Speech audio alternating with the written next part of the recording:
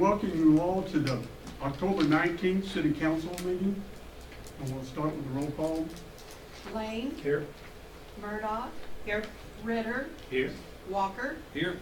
And Councilman McDaniel is absent this evening, Mayor, but everyone else was present. All right, if you all please stand for the Pledge of Allegiance. I pledge allegiance to the flag of the United States of America and to the republic for which it stands, one nation, under God, indivisible, with liberty and justice for all. All right, thank you. First up, we have a proclamation honoring Richard and Marietta Copeland for 50 years of service. And I've got the proclamation here, and I'm going to have Lana read it because I get short of breath, so I'm not sure I can make it all the way through. Lana doesn't mind reading it for me.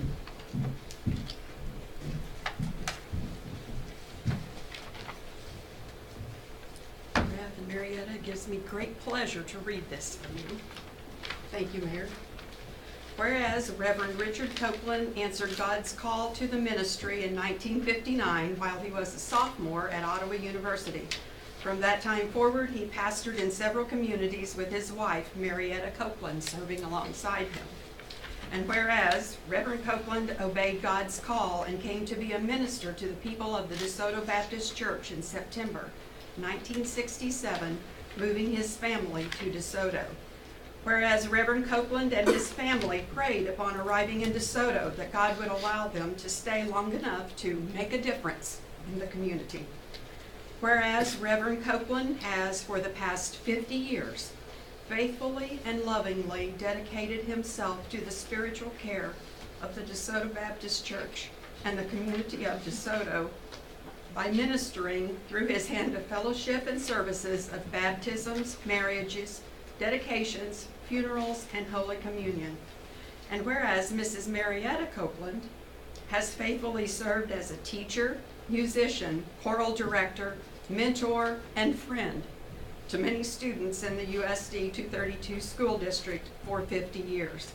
And she has also been a leader, an officer, and president in service to American Baptist women locally, regionally, and nationally. And whereas Reverend Richard and Marietta Copeland have sought God's favor and counsel daily in prayer, and God has answered their prayers to rear their children and grandchildren in DeSoto. And whereas they continue to minister daily to our community in their dedication of serving our citizens, supporting community programs, and promoting fellowship. Now therefore, I, Timothy J. Meunier, Mayor of the City of DeSoto, Kansas, do hereby proclaim Sunday, October 22nd, 2017 as Reverend Richard and Marietta Copeland Day in DeSoto. And I urge all members of this congregation and of this community to stand and applaud Reverend and Mrs. Copeland for their 50 years of jointly serving God through their faithful ministry to churches and to our community. In witness whereof, I have hereunto set my hand and caused the seal of the City of DeSoto to be affixed this 19th day of October, 2017. Timothy J. Meunier, Mayor.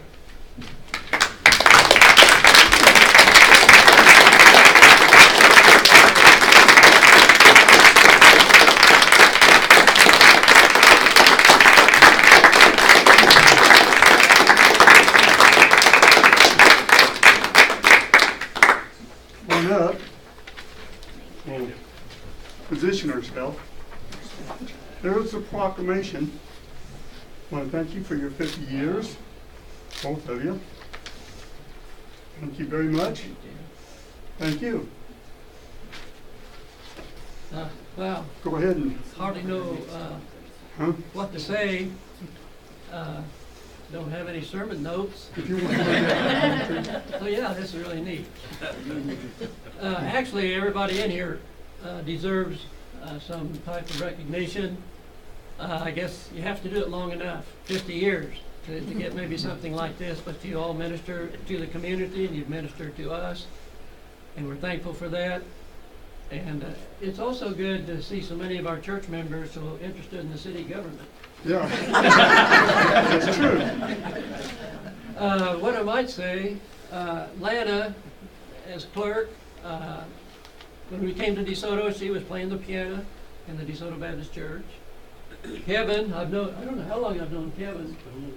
A long, long time, and your mother especially, and family. And Lori, I think I might have been one of the first ones you had lunch with. I mean, it was at a big group.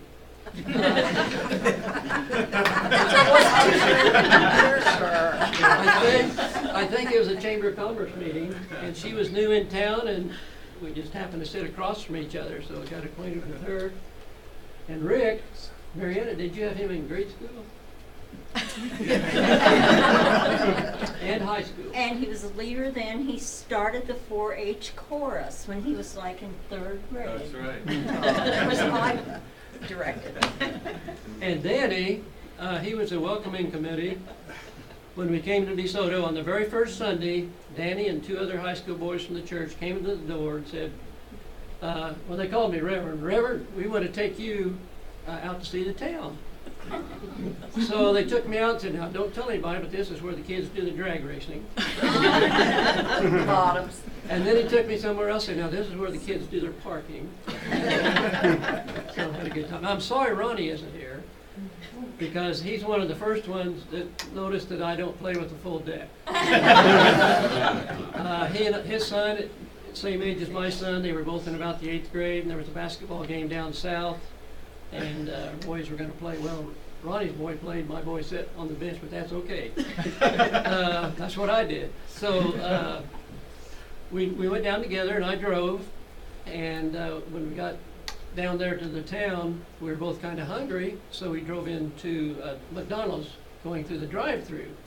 And I asked Ronnie what he wanted, and he said, you know, hamburger fries and a Coke, and that's what I wanted. So I ordered for both of us, and turned to drive on, and Ronnie said, I don't think they got your order. And I said, well, why not? He said, because that was a trash can. And, he's never let me forget it. So thank everyone, all of you. Really. If you want to stay right here, we got one more thing for you. Hope it's not a tip.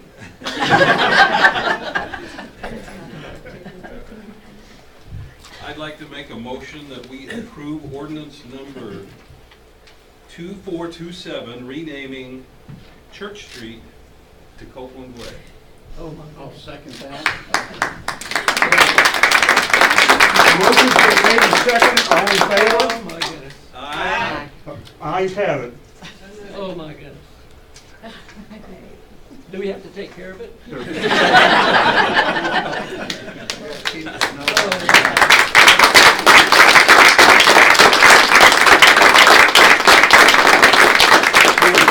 with you? Or do we put it up? That one's for him. We've got others we'll put up, but they look a lot alike. Oh my goodness. That is so All right. Well, this, Marietta's own private parking place. Start writing. this is all very, very humbling, and it is a real honor. When I was in college, felt the call to the ministry. One day I was out in our small backyard when I was home from college, and looking at the stars, and I thought, where would God use me? I wasn't a very good student at that time. I was afraid to get up in front of people. And of course, God had said He would help me, but I thought, where can I serve? And this must be the place, because we've been here 50 years. And I noticed in the proclamation it said, stay here as long as we can to make a difference. I guess we haven't made a difference.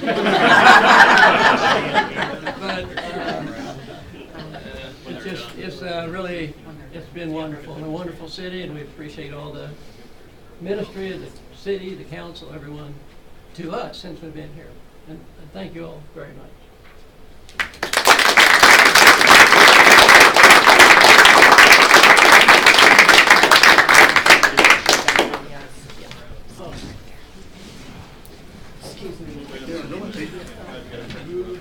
You should be fine with it. Richard? See, we're all Can I hold this up? Richard got part of the sign covered up. Honey, but don't cover Michelle, it. fix your Can I daddy's hold this or put it down? Put the jacket. The jacket, your jacket. There we go. Maybe I can, what y'all do with this? Oh, you're great. There you go. You've never done this before, have you?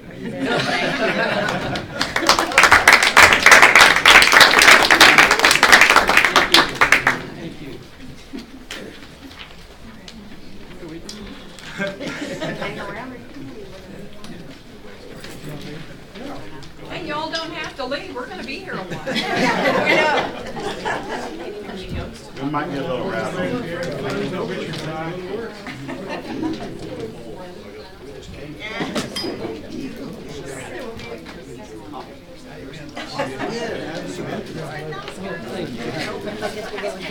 We have a pin here celebrating 50 years of ministry in these all of you. Sorry, everyone's deserting. Thank you for your service.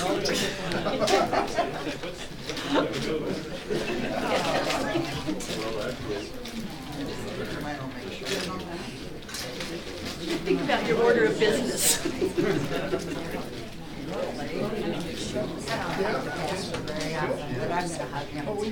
I'm gonna hug the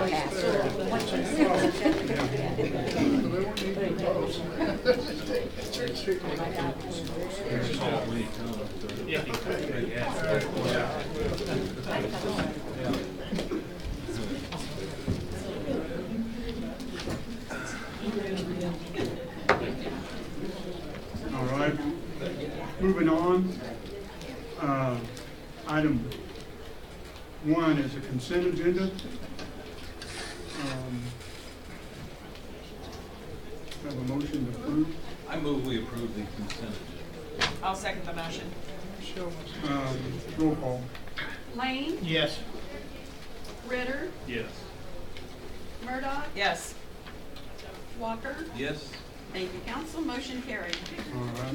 Laney, just note what resolution? Oh, the resolution was number 990. Okay. Sorry, Patrick, I'd given it to the council and you weren't here yet. And do you have the agreement with Johnson County? You got the original one that I need to sign? I've got that. Oh, you got it, okay. Just want to make sure. Next up is, did we vote on that? Yep. Okay. Next up is call in public.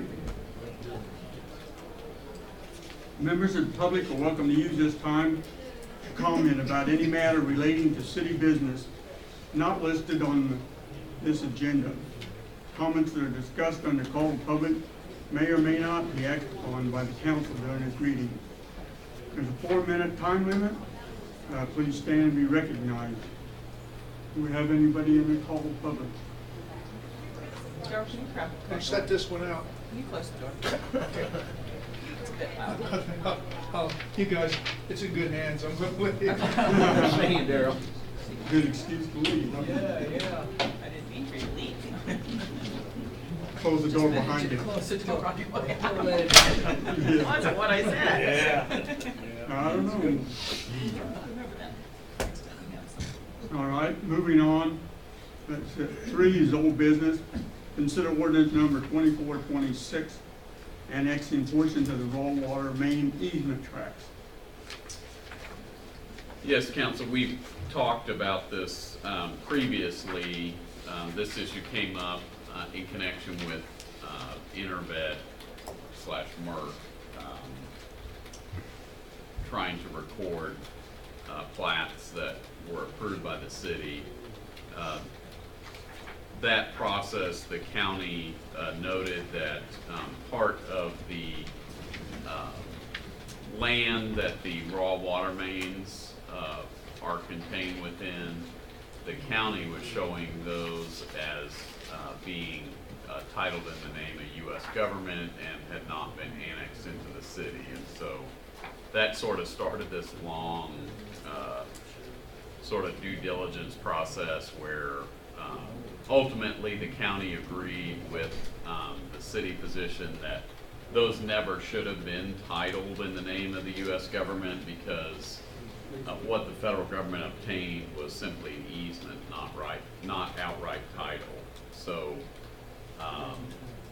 what you have before you is simply an ordinance to annex a portion of that land that is titled in the name of Intervet Inc., and they have consented to that. Now, there are other parts of this land that the water mains are in that are not yet annexed into the city, but because Intervet Inc. does not hold title to that land, we're only able to do a portion of it. Are we gonna work to secure the other pieces, like I think Pat Thrasher owns a Yep. big chunk of it? Yeah, I think that's the logical next step. And Sunflower does have title to that portion that's along, that's adjacent to the old water plant at 95th and Sunflower. Right.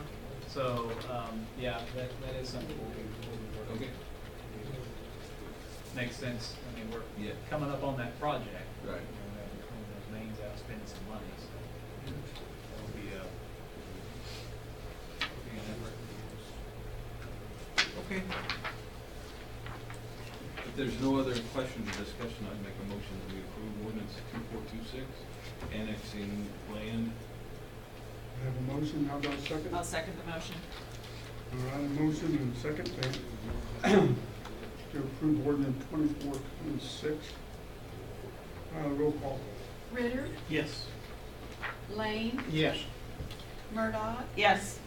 Walker. Yes? Thank you, council. Motion carried. All right. Skipping 4A.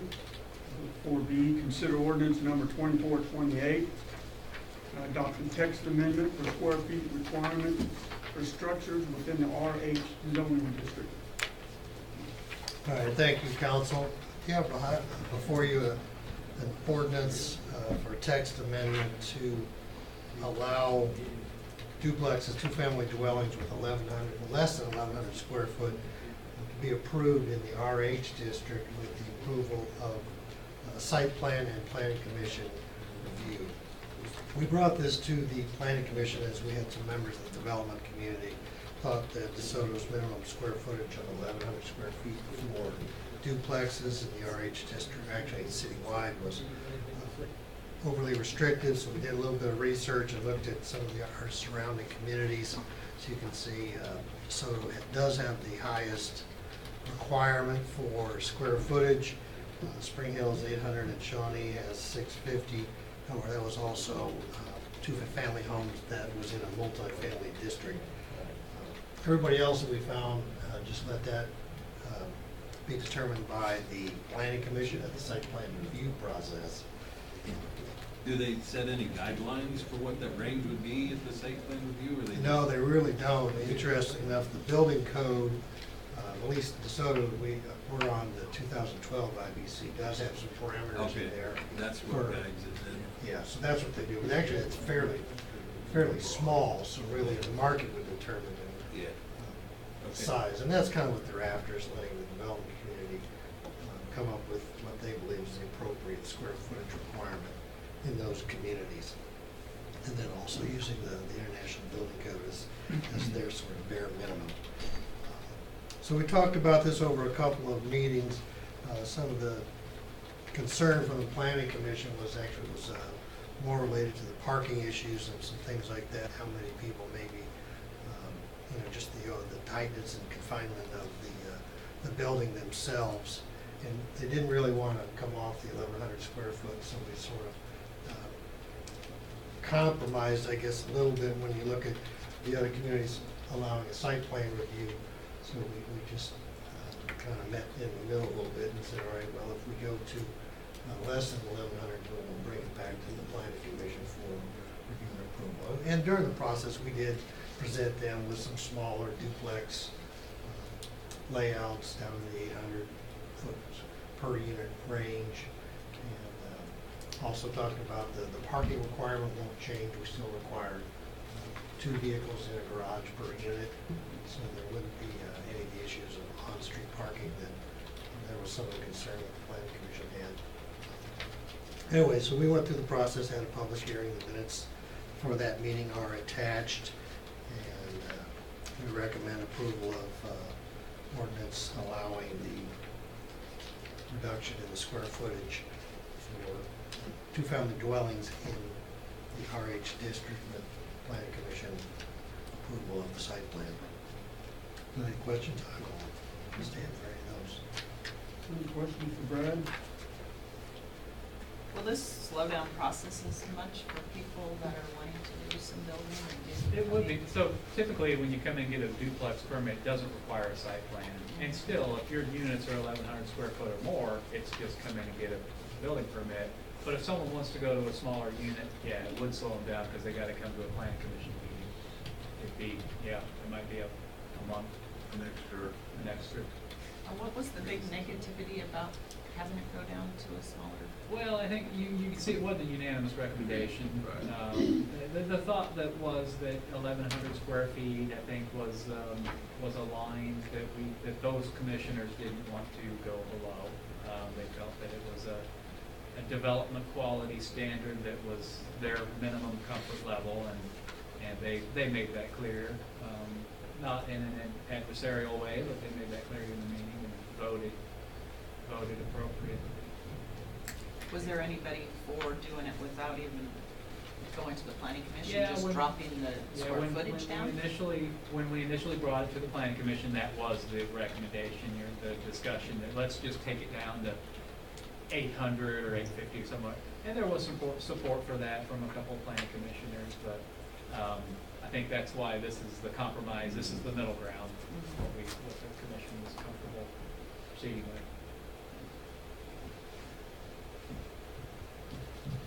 Anything else? I'll accept the motion.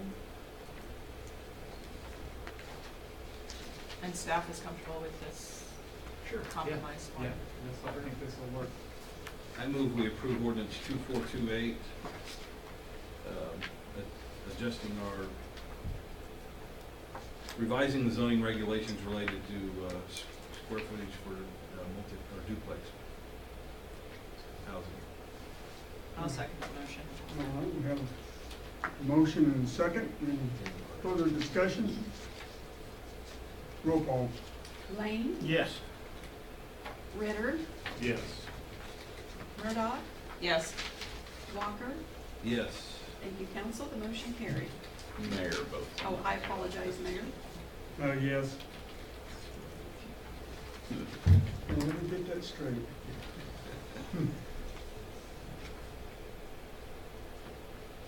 Right, moving on, 4C, consider ordinance number 2429, amending city code to allow the keeping of Nigerian pygmy goats within the city. All right, well, little did I know when I started here, I'd become the Nigerian goat expert for the city of Soto. So here we go. We had a request by a citizen to allow dwarf Nigerian goats, sometimes they're called pygmy goats, within the city of DeSoto. Of course, looking at a regulation that we didn't specifically allow that, so we went through the process to do some research, present some information to the planning commission, and get some feedback, and then ultimately bring the council an ordinance. Also, while we were working through this process, Patrick informed us that we really didn't have to go to the planning commission. This is an ordinance and just go straight to the council. However, we felt it was important to at least get some feedback from the planning commission on the process and the information that was presented to them, and what kind of feedback or advice that they may give the council before you make a decision on this. So at the September 26th meeting, we did present this to the planning commission. And after some, back and forth, talking about the goats and some of their aspects, some of their characteristics, the planning commission actually was recommending an overhaul of our ordinance to on livestock, because they felt the process that we're going through now is, staff researches one specific breed, we take it to them, and then we take it to the council. and then ultimately come up with a decision. And they felt that it's kind of cumbersome, and just every time that somebody wants to bring a different kind of species of animal within the city, that we go through these steps. While that might be a good direction, and we need to have that discussion also a little bit tonight, we felt that in the interim, while the citizens move forward with their desire to have a dwarf Nigerian goat, that we go ahead and just adopt this ordinance and then ask you about the direction for overhauling the ordinance.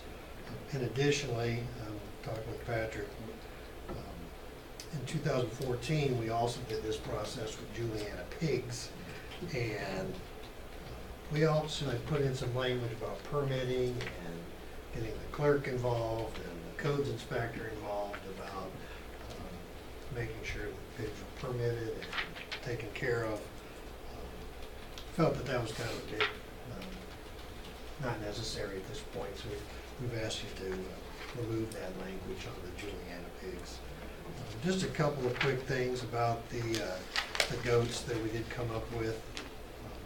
Need to have a minimum of 2 goats. Apparently, if you have one single goat, they do make noise and cry.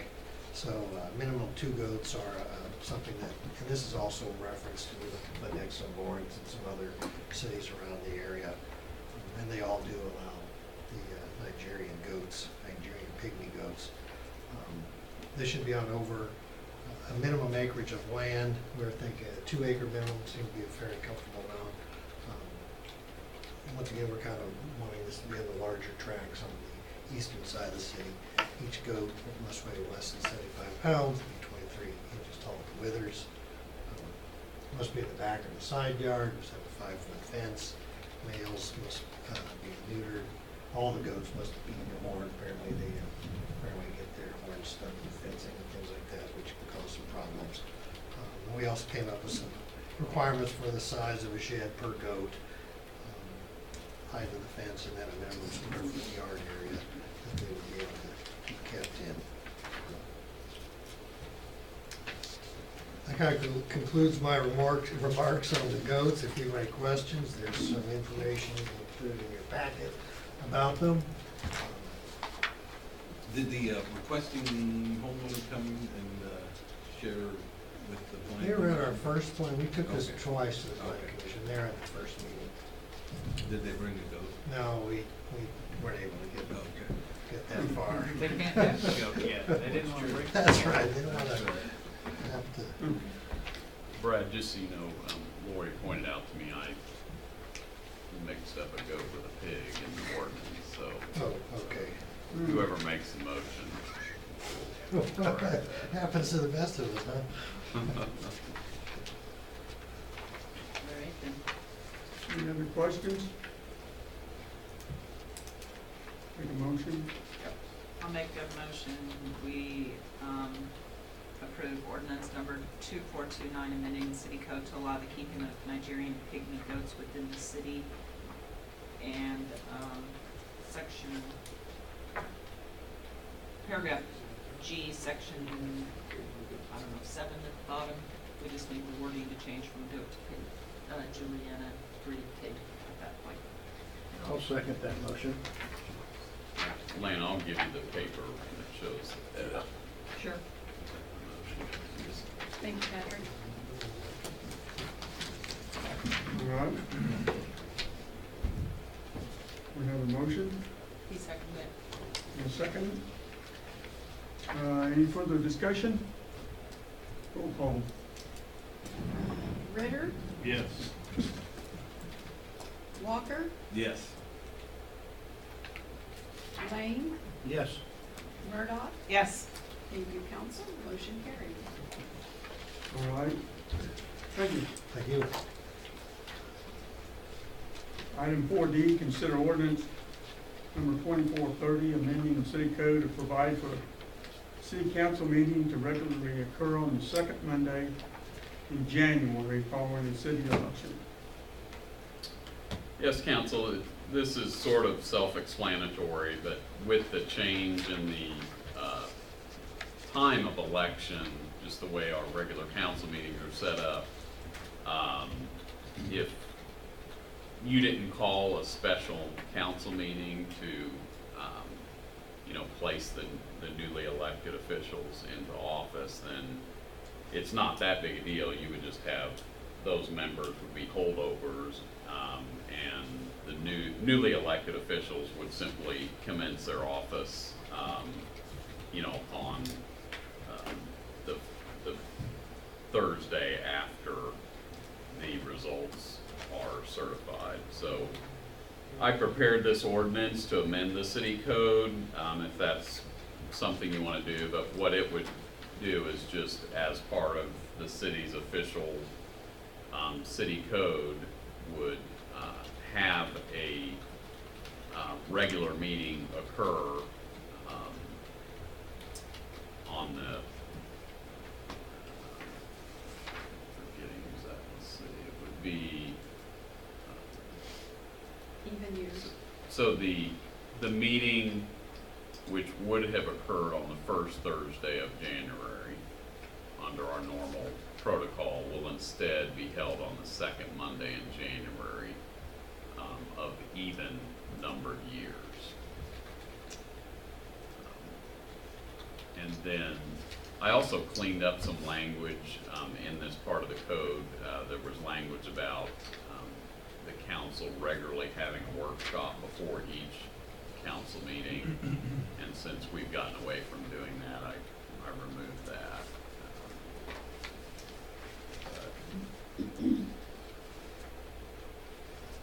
So I'll just open it up.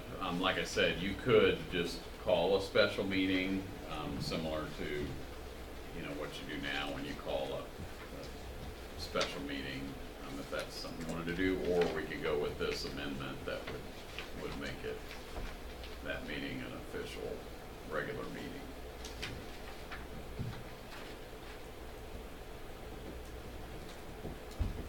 Any thoughts on it? Does it really matter? Nothing issue either. No issues from me. All right. Any motions? I move we approve ordinance 2430, amending the city code to provide for a city council meeting to occur on the second Monday of January of each even-numbered year to allow newly elected officials to commence their terms. A second. We have a motion and a second. Any further discussion on that? Roll call. Lane, Yes. Murdock, Yes. Ritter, Yes. Walker. Yes. Thank you, council. Motion carried. All right. And 4E, discuss the 5-year capital improvement plan. Yes, council, I apologize, I must have had a miscommunication with Jim Pritchard with Columbia Capital. He was gonna be here to present the information that I included in your packet. If we go through this, if we want them to show up, we'll definitely have them at a future meeting if there's any specific questions for him. So I'll try to kind of work through this as best I know it. I'm sure he would do a better job, but at our initial discussion on the capital improvement plan, we decided we need to decide, one, if we want to issue new debt, and then two, if we want to, should we? And so this kind of gets to the question of whether or not we should. I won't really belabor what's in here, but I did want to kind of go over what Columbia Capital found. Patrick and I met with them, I think it was last week. Jeff White and Jim were there and showed them, so they've had our initially proposed capital improvements plan, and that's that colorized spreadsheet that shows the 5 years, that does show those 3 separate bond issues as future revenue sources to fund those improvements that we want to do. And as a reminder, just in the CIP that we have now, we're calling for a $900,000 new debt issuance in 2019, and I'm just pulling this up now. That would be partially for the extension of 91st Street west to Sunflower Road. In 2020, there's $511,000, largely to fund a portion of the railroad bridge replacement over 83rd Street over the railroad bridge. And then in 2022, there's a $2 million bond issue that would fund a capital or a new public works facility. So Jim's shown in that first slide there. That's what's proposed now. There's an indication that that could change, probably will change, the timing, the size, the structure of those, or we haven't made a decision as to whether or not we're going to do that. He also noted in looking at our existing debt structure that we have bonds that are callable next year and in 2020. So like we did this year, we had bonds that were callable this year, and we looked at those in terms of the current bond market and the current rate structures, and decided to refinance those at a significant savings. They're not promising that that'll be the case next year or in 2020, but if you're going to refinance something, it would be good to tie these issues together into a single issue just for economies of scale and to save on some of those costs associated with being in the market. So that's the background.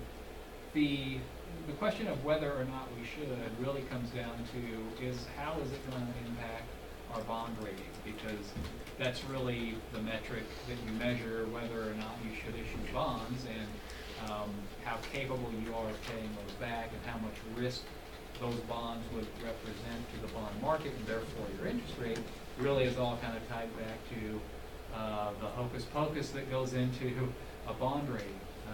And I don't think even the most savvy experts could explain all the intricacies that go into, it's kind of like your credit rating, it's kind of a black box. But Columbia Capital's been doing it for a while, and so that's the main question that they tried to address here is, with the city's bond issue, or the bond rating, how would that hold up to issuance of $3.4 million in debt over the next 5 years? So that's what the analysis is about. They have some recommended policies that are aimed at maintaining the city's AA- bond rating, which I think we all have heard is a very favorable bond rating for a city of our size. And it has a lot to do with our fund balances in all the funds, but most particularly in the general fund, a good portion of which is that electric reserve fund that we've always had, in reserve. So one of the policies Columbia Capital is recommending is that our outstanding principal over our total market value be a maximum of 4%. So basically, it's how much money we owe in bonds as a ratio of our total market value of all the value of all the property in the city, which relates to how much tax you can levy per mill. It's all into that equation. They're recommending that ratio be a maximum of 4%. So right now we're at 3.86%, and there's a little bit more on that later. The other metric that they're recommending is that the ratio of our debt service to our total governmental fund expenditures be a maximum of 30%. So this relates to our debt service in any given year, how much we got to pay for these bonds we have out, as a percentage of what our total budget is in all the funds. So they're recommending a maximum of 30% for that. Currently it's 26.3. And then the third recommendation is that the available fund balances for general operating expenses equal at least 30% of expenditures. And this is where we're at 37% now. That's the kind of the strong mark that S&P has noted in the last several bond ratings, that's a very strong indicator that they like that, and that's a big portion of our favorable rating. So the next slide, entitled Policy Management, this is the projected year through 2022 of that first policy metric, that debt to market value. You can see that we're currently at 3.8%. Looks like that's going to be ticking down through 2021 and up slightly in 2022. These numbers assume the issuance of the bonds that we have shown in the capital improvement plan. So these are the rates, those are the percentages, assuming we go ahead and issue those bonds. So that's why they tick up in 2022, because we're issuing that $2 million. So short story on that table is, yeah, it looks like that in terms of that metric, it's looking pretty favorable. The next chart, next page has this, the debt service, policy management, expenditure restraint. This table looks a little familiar to me. There's a similar one in our budget. Every year, Columbia Capital gives us this kind of a year-end snapshot of where our debt service is. And so you see these, on these bars here moving out through 2044, the gray is our existing obligations, and the blue represents if we just follow the CIP as we initially presented it. So there's existing debt and new debt. So if you look at the gray bars only, in 2032, the gray bars step down. And the plan would be to structure the new debt such that your debt service payments on those occur primarily right after that step down occurs. So these blue bars represent the annual debt service payments. And so you can see that the new debt in 2032 is only a little, but then as the existing debt rolls off, you're putting more towards the new debt. That's essentially the plan. So there's this, there's that gap in there that we're kind of shooting for to structure the new debt.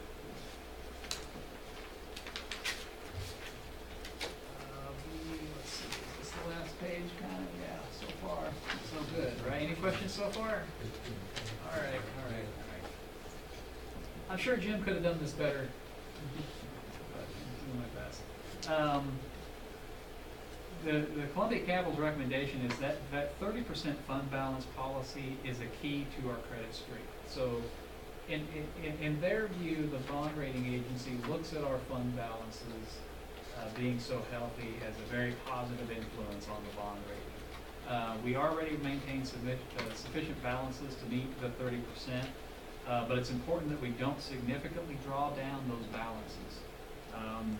So when we talk about budget, if we're looking at, well, gosh, and I set out the projections, the monthly financial statements. I sent those out by email. I think it was on Friday. It's looking very positive in terms of the general fund balance. We had initially in our budget, we were projecting a year-end fund balance to go from about 860,000 up to about 920,000. If you just go at the projections at the end of the third quarter, looks like that's going to be over $1 million, 1.1 or 1.2 million. So that's a very positive trend. What we don't want to do is say, hey, if it's going up anyway, let's spend some of that down and take it down to 500,000. So that'd be danger zone for the bond rating and for our ability to issue debt as we want to do it in terms of supporting the CIP. So the last recommendation is one that we discussed, and it's sort of a separate, it would be part of the capital improvements plans. We have that thing in the draft of the CIP plan that is a financial management policy, and that's where we're going to have Columbia Capital help us with these things, really just kind of memorializing what's in this information here. They also recommend that we update and codify those financial management policies, which we have done in the past. They just need to be updated. So that's part of what we'll be asking them to do is provide the language in the CIP, which would probably be a really good blueprint for the codification of those financial management policies. So with that, we work with Jeff White and Jim. So that's, the short story is, can we do it? The answer is yes. Financial advisors are saying that the city's financial position can support a capital improvement program of the magnitude that we have lined out now. Now, if we're gonna double that, they're gonna have to do this again. If we wanna fudge up a little bit, probably still okay. The timing of the debt may change, and we know, based on our decisions, it might change. But just based on when it's logical to go into the market, next year and the year after, we have stuff that's callable. So it makes sense to be in the market at that time. So that might change our strategy on when those debt service, when those new issues happen. So I'll stop there on that. If anybody has any thoughts, questions, concerns, comments about that, I think the short story is we can go forward with prioritizing what we've got, and it's, if it's a 5-year, $10 million plan, looks doable for us. Now, I'll remind you that the plan, if we look at the spreadsheet again, it does include some grant sources, and some grant sources, these are never a sure thing. So we have a Johnson County Cars grant that we hope to get, and it'd be a base hit if we got it. That'd be nice. We also have a surface transportation program grant to help us fund the 83rd Street Bridge. That'd be more like a double if we hit that. We've also recently applied for a Tiger grant, and that's really not, I haven't worked this into this at all, but the Tiger is a federal grant. It's a larger scale thing, and the concept there would be to reconstruct Ottawa Street from 82nd up to Riverfest Park. And that'd get curb and gutter and sidewalks and, solve all those issues there. That would be an absolute home run out of the park. We're not counting on that. That's not even in the CIP really, but just to let you know. So these are contingent on some other successes that we hope to achieve. So that was that. If there aren't any other questions on that, I want to hand out just quickly the next round. What I'm handing out now is what we talked about in the capital improvement plan. We have the stuff that made the list, and then we have the honorable mentions, that one table. So that first table on that package I handed out, these are the honorable mentions, and 90% of this is what you've already seen, but I did add a few projects onto here, and so we'll talk about those in a second. The rest of this looks a lot, these are project details for the honorable mention projects. And so in the draft capital improvement plan, the project detail sheets are actually most of what I handed out the last meeting. They're blue, and they have some boxes, and they have some information on there. The honorable mentions have a similar thing, but it's orange. They're orange. So they're kind of color coded. So as you're flipping through the document, once we have this document in presentable form, you'll be able to identify those projects pretty quickly. On these honorable mention sheets, if we turn to page 3, I don't think this one was an honorable mention in the last time. Traffic signal at 91st and Lexington. We actually were awarded a KDOT program to reassess the signal justification study at that intersection. And they started that work. They have the consultant on board. They're going to be doing traffic counts soon on a day where school's in session. And so we'll be getting that by the end of the year. We're hoping to get that traffic signal warrant. So this is a project that's been talked about for a long time. It's hideous, 182 days a year. It's really bad for about 20 or 30 minutes as school gets out. But the rest of the time, it's not so bad, which is why the traffic signal justification hasn't been there in the past. We'll see if it's there now. But I wanted to show it as an honorable mention, just because, maybe that study will come Who's back. doing that study? Who they awarded that to? I don't want to. It wasn't the Ku Klux Klan. No, it wasn't us. It was another, I don't remember who it was. But KDOT has 2 or 3 of those consultants kind of rotated. So we're thinking, I think this cost estimate, $180,000, that's pretty old. Probably needs to be updated, but it'll be in the ballpark there. Roundabout. Or around, I was digging through a dusty old box today, and I found Lexington Avenue corridor plan that does show those roundabouts on there. There'll be a little more than 180. Yeah. You brought that up, not me, though. Yeah, I did. The next project on page 4 there is just called the Commerce Drive Otomaki entrance, and if you flip the page over on page 5, it shows, this is where Commerce Drive turns from east-west to north-south, and it's got that strange diamond sort of configuration, and it's always been a little bit of an issue for signage and motorists coming in and out of there. It's a little confusion. We don't have a great history log of accidents there, but I think as traffic increases there with the apartments coming in, and Hutamaki has expressed to me several times that they would like to see that reconfigured. And I met with them last week, and we talked about this sort of a scenario, and we talked about them funding a portion of this, which is really why it makes the honorable mention list. As you see up there, there's some engineering work we have to confirm on sightlines here if this is going to work. I worry a little about the sightlines to the west. But if that works, this is probably the least cost option to go with. And I'm just guessing, well, the estimate here is about $55,000 for that work. So the blue shaded stuff there is existing pavement that will be removed, and you can see the new entrance that squares up basically on the center of that curve. I think it would work well as long as our sightlines are okay to the west. I throw that. You just squared up totally. That's what I mean. I mean, why have it go Well, up to that curve? Because then it makes commerce flow. Then if you teed it, then commerce you'd have to stop at some point. I mean, Commerce would have to stop and turn right. and so the actual free movement would seem like the entrance to Hutamaki, basically. Yeah.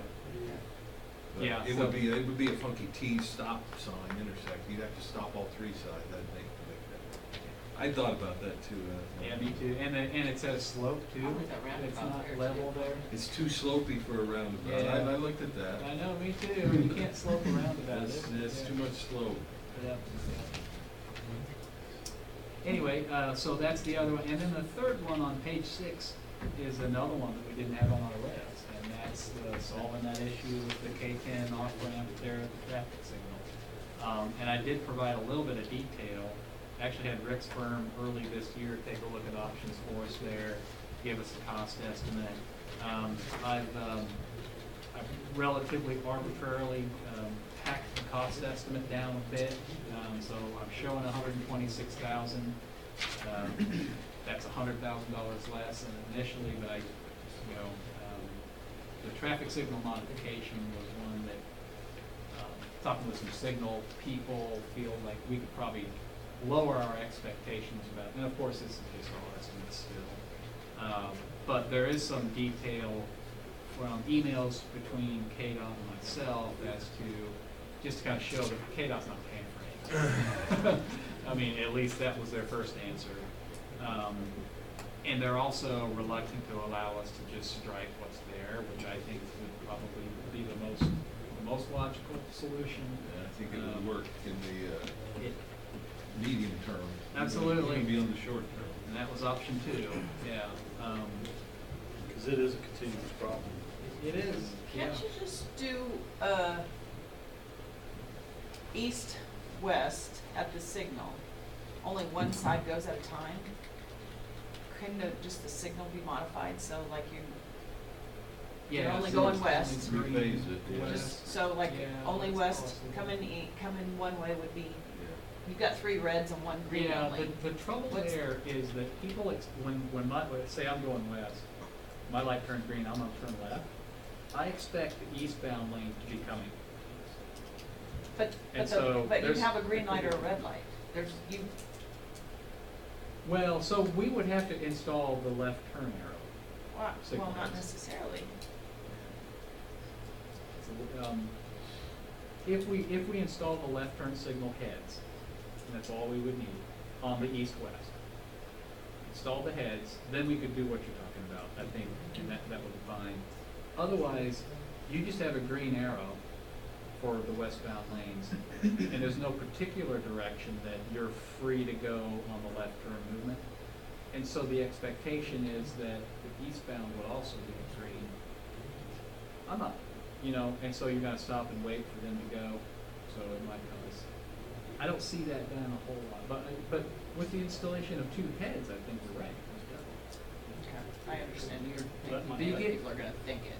Yeah. But once they Or learn you that can't do it with just a intersection- green ball, you would have to have the You'd have arrow. to have that green arrow, which is only 2 more heads. I mean, I think it can be done. But then you could have, I mean, cause you see that at a lot of intersections. Yeah, You're- it's a only less, one way. it's a less efficient, but.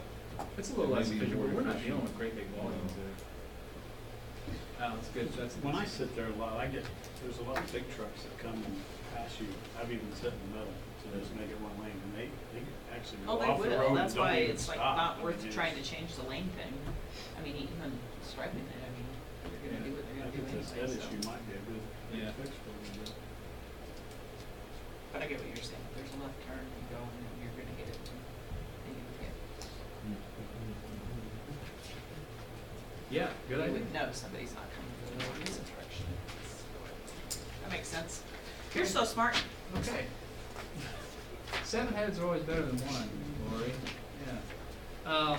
Okay, well, the rest of these orange pages are just kind of the project detail on the honorable mentions.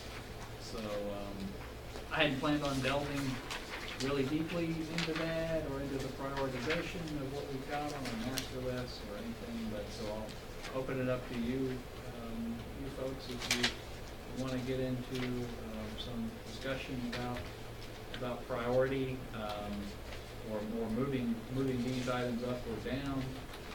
I think in terms of the honorable mentions, the Hudamaki entrance one, because they're willing to pony up some money, you might be, and it's a relatively small project, it might be one that comes up on our list. And makes the cut maybe. So that was all I had.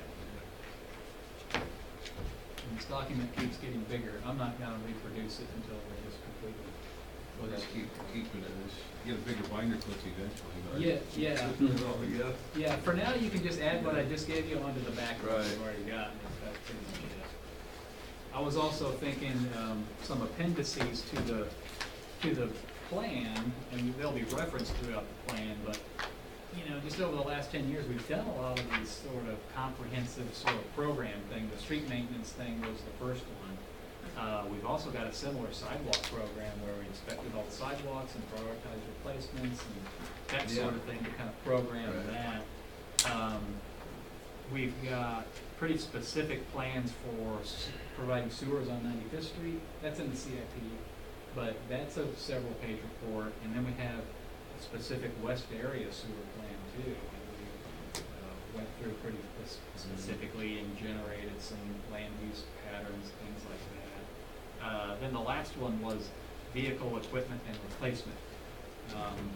It's a little bit of a standalone program, but a lot of what we do in there would be considered capital improvements. So I think we might want to weave that into this document somewhere. Now, of course, it's got its own funding source. We're borrowing from the electric reserve. So I'm not exactly sure that it belongs here in that same, in our spreadsheet here, but we'll figure out a logical way to do it and get it in there so that it's all in one place. The other thing I like about this is that these projects have happened, been thought about over 15 or 20 years, and you kind of forget, what were we gonna do? How much was it gonna cost? Why didn't we do it? So this is a good way to keep all that information in one place so that we don't forget. Or me, so I don't. Okay, yeah, that was all I'll be quiet. Any more comments or questions from Marty? Yep. No, I mean, I was gonna bring in my council comments, the activity down at the park was great this weekend, there was some restroom discussions, and since it's on here, there were some discussions about each activity that's down there has to rent porta potties. And they're all spending anywhere from $1,000 to $1,600 per activity. Every event. And so it's a grand idea that maybe we could invest in restrooms and then use those activity fees to pay back construction. Yeah, well, Ron's talked about that. And right now, kind of internally, we're struggling with this whole you know, with the mechanism of how we approve these temporary use permits for events that go on down there, how those get scheduled, and this fee waiver thing that we've struggled with here. I mean, every time it comes up, we struggle with it. So, what we're gonna do internally is come up with a policy that works all that together and gets some better process to it, and have you guys have a look at that, and the bathrooms and the fee schedule falls right in line with that. Well, I think the fee should be charged if we were to do something like that, make sure that they're charged. You know, you look at that barbecue alone, I'm not including mine, but you look at the barbecue and it's, you know, $1,400-1,600 over 10 years, that's $14,000-15,000 that could have been contributed to a fixed structure down there instead of just porta potties. Yeah. So if we were gonna put a fixed bathroom structure in there, and like the plans that are already in place for that park, how many stalls are in there, and what, I'm concerned that Do even we if you're still having need a the big porta- event, yeah. you're still gonna be renting porta potties. So I mean, not that that's, I mean, I agree that we should charge The larger fees ones, yeah. that when we have it, but, like most of the, although I say that, with the fact that at at Wine Song this year, we had one of the trailer ones, and the women had 3 stalls, maybe 4 stalls in it, the guys had a couple, and it by itself might have been enough, only it wasn't handicap accessible. So, you know, depending on how many stalls you put in a shower house down there. Yeah. But, you know, those are, Just some table discussion and stuff. it is, well, and I agree, I think it's something we should try to think Instead about of finding spending money on funding something for that we don't get back. somehow finding funding, if it's, you get the state to kick in and help out or something on that. But, Yeah, we've got a dollar figure in there, but I mean, how many stalls, where that's, Right. does it include the showers, you know? Cause Right. that's the ultimate plan, is the bathhouse. Right, a bathhouse, so you kind of try to figure out, well, how many stalls is that, is it 2, is it 4? Because if it, I mean, you know, if you're Mhm. talking, I mean, and how many do you need for most of the events that are going on down there? I mean, because the size of the event down there, there's pretty much a max of how many people you're gonna have in that park. I mean, the biggest event is Yeah. gonna be blah, blah, blah people. Yeah. So, but say you have, your event is under 1,000, is 4 stalls in a bathroom enough or not? I mean, those are numbers that are pretty set though for people, you know, we Yeah, have you those can kinda- numbers when we put on Yeah, you lights can on. count the We portables, figure it, you know. yeah. I mean, you know, and Richard Hemphill will tell you exactly how many you need for everything, I mean, but Yeah. that's how we Yeah, it's a- figure it. But, so I guess if you're going with a concert or something where you have, you know, 3,000 people down there, you're obviously gonna need them. Something like the barbecue, the thing about that is how many of those places have their own bathrooms or brought their own porta potty? You know, a lot of them had In the RV. RVs, and, you know, so you're taking that away, so it's kind of going to be confusing, but a situation, you know, something definitely to kind of study. Alright. Anything else?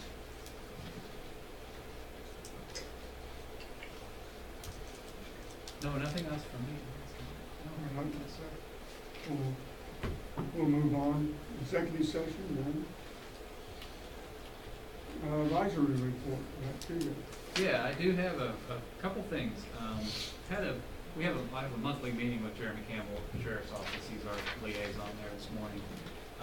And he brought up a good idea that they're gonna do down in Edgerton is a town hall meeting, just the Sheriff's Department, have a town hall meeting for the community, kind of give them a yearly recap of, you know, the sheriff's activities in the town and what they're, it's a public outreach, but then also some information.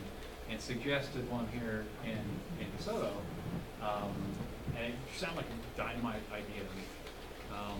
And my initial thought was, let's combine it with the fire district maybe and have it a public safety town hall meeting. So, and I briefly talked to Chief Wim about it this afternoon. I kind of hit him with it blindside. He wasn't opposed to the idea. Jeremy's going to get me a couple of proposed meeting dates in December, and I think we're going to go ahead and get it scheduled. hard to say what the turnout would be, but the thought is, we kind of try and get the word out on Facebook and however we can. But the other thought is that the sheriff's office has a mobile sign that we might put out advertising, and, put it out along Lexington and put it out along 83rd, kind of advertising the town hall. And his thought is, he'll put together information with statistics, and trends and concerns, and hear from the community what their concerns are. I think it's a good way to bring home a little bit the sheriffs, because they're our police force, and it's easy, I think, in town to say, well, that's the sheriff, we don't, that's not us. Well, they are us. It's the same thing with the fire. It's easy to kind of separate yourself. So this is a way to bring them in and expose them, I think, to the community, and that's a big thing with the sheriff, and I know it's a big thing with the fire department. So when we get a date set, we'll let you know. Don't know exactly. It'll be in the evening sometime, and I don't know if it'll be here in this room or maybe we have to have someplace bigger. Hard to say. They're going to do the one in Edgerton in November, so they might have a little better feeling for what sort of turnout before the meeting. So that was a good idea. The other thing I want to let you know about, and I copied the broadband committee folks on this, but we've had recent discussions with the school district and with Johnson County about leasing a few strands of fiber optic cable that run between the school district facility on Peoria and the Johnson County Communications Center. There's existing fiber there, partly owned, the school district owns half of it, and the county owns half. And the request is that they enter into a lease agreement with us, a low cost, essentially a no cost lease agreement for 4 strands of that fiber that would allow us to hook up City Hall with the communication center. And what that does for us is then we would be able to select from one of 6 or 7 internet service providers to provide our internet here at City Hall. This could be a first step in a larger plan for a fiber network in the city, but for now, it's really just for municipal purposes. We pay, and I think I told the broadband committee that I thought we paid more than a couple $100 for our internet service here at the city. Well, I asked Bonnie, we pay $1,400 a month for 50 megabit service and some phone lines here at City Hall. I was absolutely floored when I heard that. My hope is that with these leases in place, and we have to fund a connection from this building up to the data center, or up to the school district's property, we could drop that to a couple $100. And so to further that idea, we met with the school district and some fiber installers to get a price on what it would cost. Looks like it's going to be about a $22,000, $23,000 effort to get fiber from this building to the school district facility. Just kind of I'm just saying this to let you know, because I did send letters, I sent it to the school and to the county, asking that they consider this lease arrangement with DeSoto. So the background of the lease is that the city of Shawnee already leases 6 strands of fiber from the school district at very low cost. I mean, really, essentially no cost. It's a couple thousand initially, and maybe 1,000 a year or something like that. And the county and the school district are close to an interlocal agreement that allows them to share those facilities as well. So once those 2 things are in place, DeSoto could kind of just piggyback onto the same terms with that. So I'm learning a lot about this fiber industry as we get through this broadband thing, but it could be a good thing for us. I mean, we could really reduce our costs here. It could be a great first step in a fiber backbone build out that we've been needing. But then also the sheriff's department, they've got a substation here down at the west end of the building, and they don't have internet access there either. And so the county IT and the sheriff's department have been trying to solve that issue. The sheriff has indicated initially they would be willing to chip in with the cost of getting the fiber from the school district to us, which is, I don't know how much that would be, but if the total is 22,000 and they do a portion of that, then our portion decreases. Wanted to let you know those letters went out, so if you hear it, that's what it's about.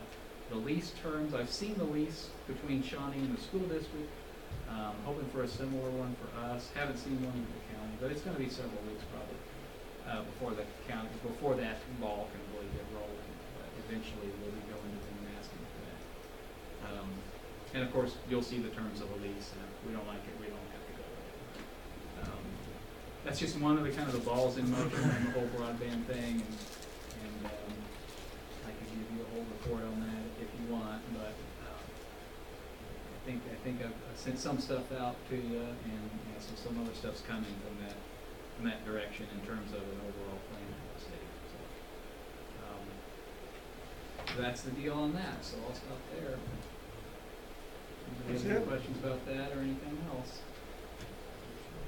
All right. Patrick? Nothing for me there. Anna? We forgot Brad. Oh, sorry. Brad? I've got a few things. I guess the first thing is the comprehensive plan. We did get 5 submittals, and we do have a planning commissioner. Richard Hemphill is going to be our liaison there. I need a volunteer from the council to help us evaluate them. Is there anybody who'd like to? All right. When are you meeting, do you know? We haven't picked a date yet or anything like that. I think probably what we'll do, get you the proposals, have some sort of a ranking sheet. We might meet to discuss those, but it looks like we should probably bring a couple of them in for an Interview. Yeah, since there's 5.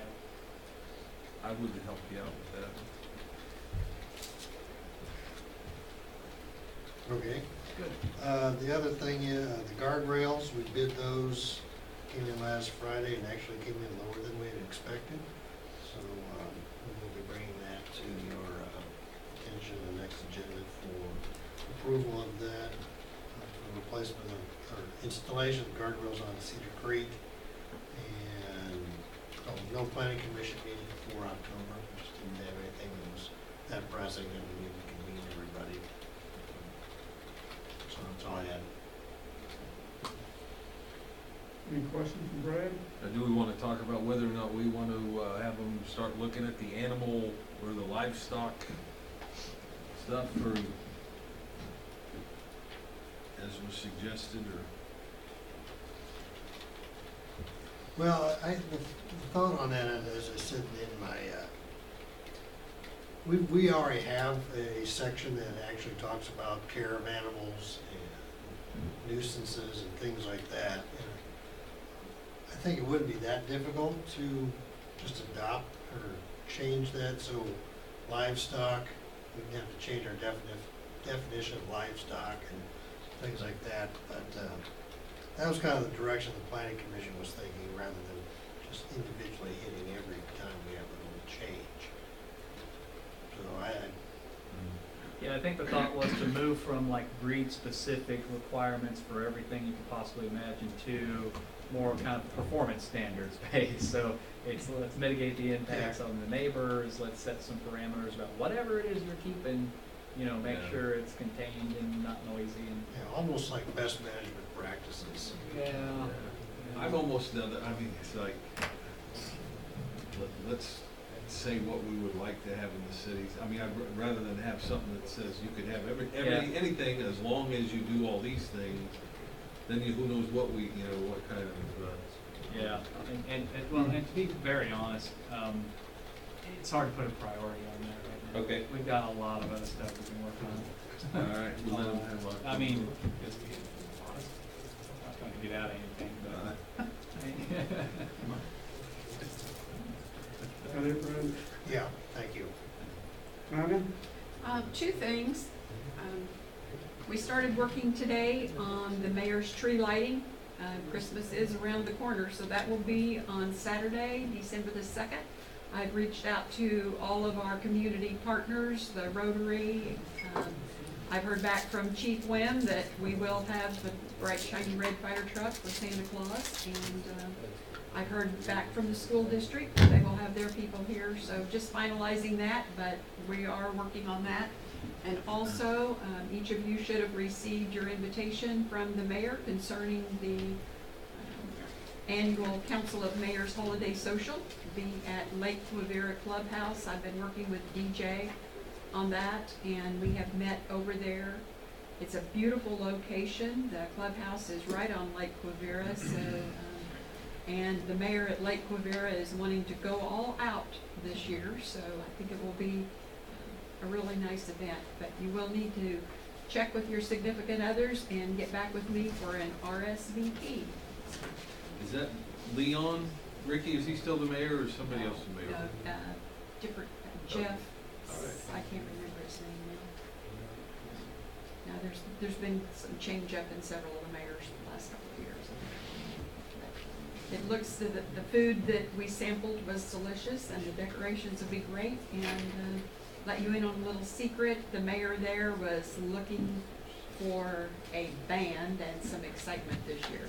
Change it up a little bit. So it won't be as unentertaining as it has been in the past. That's all I have, Mayor. Thank you. All right. Danny? I want to say thanks to Mike for jumping through the hoops on the Copeland Way. I know it was a lot of extra work and for him to have to go through, but I appreciate it. And Mike, you did a great job, and I just wanted to let you know. Well, thanks, Danny. Yeah, Ron, it wasn't easy getting that street sign on short notice. Ron made a special trip, so I'll pass that along to him too. Thanks. That's all I had tonight, Mayor. Thank All you. right. Rick? I do not have anything there. Lori? I don't have anything, Mayor. Thank you. Kevin? I don't have anything either. All right. Yeah, I do appreciate you getting that sign, because when my wife was asking me about it, I said, hey, listen, we'll have to do ordinance and all that, and I said, it'll be weeks before we see any signs. It takes time to make them and all that. Yeah. So I'm sure she's pretty surprised. Well, That was a happy group out there. That's great. It will be it probably will be next week before we get the sign. That was a one-off. Going on. Yeah, so the actual one's coming next week. Yeah. Well, I can tell Richard, he'll have to put that one up by himself. Yeah, that one for now, yeah. All right, that's all I have. I move we adjourn. I'll second. A motion and a second to adjourn, all in favor? Aye. All right.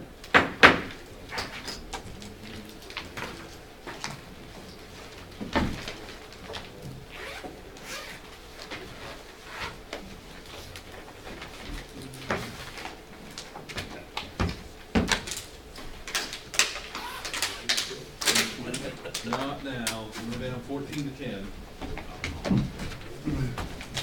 14 to 10? But we scored points. That's good. Start. And I need to sign something on this one, or did I already do that? No, he did. Good night, All right. Good night. Thanks, Danny. I'll see you on Sunday. I'll be there. I'm on ordinance Sunday. Does Linda need any help? Oh, she's setting up like around noon or so. So I know Monica said you guys would be available. I just, I had a late meeting this week, so I'll be off. No, it's 2 times a month. yeah. I mean, if you see I don't all have the to do it. areas like down in there. We have environmental things. 93 degrees and mid was 85%. And then Saturday night, it rained and stormed like Yeah, that's crazy. And next month should be done with that. Yeah, I wanted to be driving. there. I wanted to say something too, but I maybe that, so. Me either. Policy is. So just as well. Got up here extra early. They know we were the first ones around. Rev acknowledged that. Before 6:30. We'll see. Right, they locked the Oh, you know, doors out. take care. So I Well, said, it's still a million cars well, out then there. I can't come in and work late. because this makes my 18th Something or going on 20th down birthday. there? And so I'm using that. Make it real simple. I'm gonna do them early in the Yeah, morning. I think it's. Patrick, you're gonna be here tomorrow? Yep. Okay, I need to see you All on right, what Andy. goes with that Andy, one it's feeling good, ordinance on Merle. hope to. Yeah. You know, to Okay. file, I've got all the, I printed out those All right. things that you sent, but I'm not sure what needs to be filed.